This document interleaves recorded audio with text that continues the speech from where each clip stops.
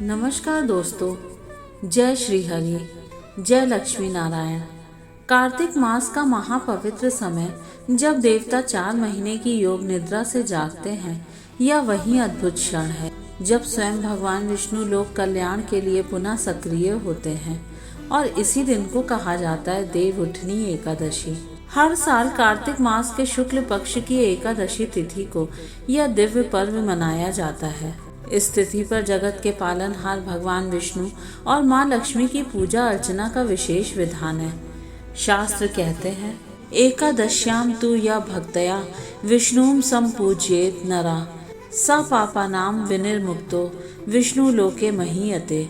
अर्थात जो इस दिन विष्णु जी की उपासना करता है वह सभी पापों से मुक्त होकर विष्णु लोक प्राप्त करता है।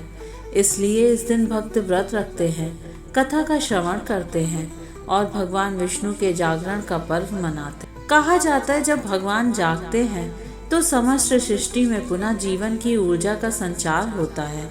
यही कारण है कि इस दिन विवाह, शुभ कार्य, संकल्प और नए आरंभ के द्वार फिर से खुल जाते हैं।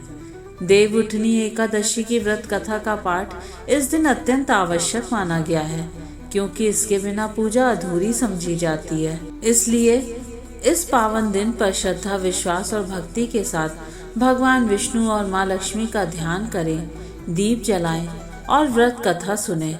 तो आइए अब हम कथा शुरू करते हैं। एक राजा था, उसके राज्य में प्रजा सुखी थी। एकादशी को कोई भी अन्न नहीं बेचता था, सभी फलाहार करते थे। एक बार भगवान ने राजा की परीक्षा लेनी चाहिए। भगवान ने एक सुंदरी का रूप धारण किया तथा सड़क पर बैठ गए। तभी राजा उधर से निकला और सुंदरी को देख चकित रह गया। उसने पूछा, हे सुंदरी, तुम कौन हो और इस तरह यहाँ क्यों बैठी हो? तब सुंदर स्त्री बने भगवान बोले, मैं निराश्रिता हूँ, नगर में मेरा कोई जाना पहचाना नहीं है, किससे सहायता मांगू? राजा उसके रूप पर मोहित हो गया। वह बोला, तुम मेरे महल में चलकर मेरी रानी बनकर रहो। सुंदरी बोली, मैं तुम्हारी बात मानूंगी, पर तुम्हें राज्य का अधिकार मुझे सौंपना होगा। राज्य पर मेरा पूर्ण अधिकार होगा। मैं जो भी बनाऊंगी तुम्हें खाना होगा। राजा उसके रूप पर मोहित था, अतः उसने उसकी सभी शर्तें स्वीकार कर ली।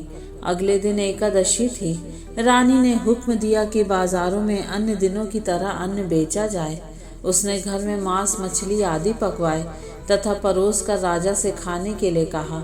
यह देखकर राजा बोला, रानी, आज एकादशी है, मैं तो केवल फलाहार ही करूँगा। तब रानी ने शर्त की याद दिलाई और बोली, या तो खाना खाओ, नहीं तो मैं बड़े राजकुमार का सिर काट लूंगी।